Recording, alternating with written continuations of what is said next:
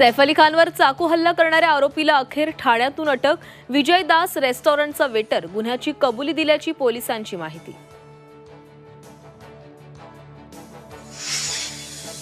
अखेर महाराष्ट्राच्या पालकमंत्र्यांची यादी जाहीर। झी24 तासच्या बातमीवर शिक्कामोर्तब। 16 मंत्र्यांना आपले जिल्हे वगळता पालकमंत्रीपद। शिर्डीत राष्ट्रवादीच्या अधिवेशनाचा दुसरा दिवस। अजित पवार स्थानिक स्वराज्य संस्थांच्या निवडणुकांच्या दृष्टीने कार्यकर्त्यांना करणार मार्गदर्शन, तर धनंजय मुंडेही आज अधिवेशनाला उपस्थित राहणार। 10वी-12वी परीक्षेच्या हॉल तिकिटावरून जातीच्या प्रवर्गाचा उल्लेख हटवणार। दिलगिरी व्यक्त करत राज्य शिक्षण मंडळाकडून निर्णय रद्द।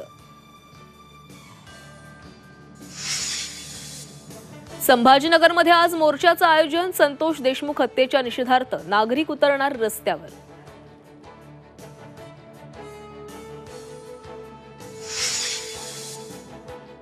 मुख्यमंत्री देवेंद्र फडणवीस दाओस दौऱ्यावर। 20 ते 24 जानेवारी दरम्यान वर्ल्ड इकॉनॉमिक फोरममध्ये सहभागी होणार।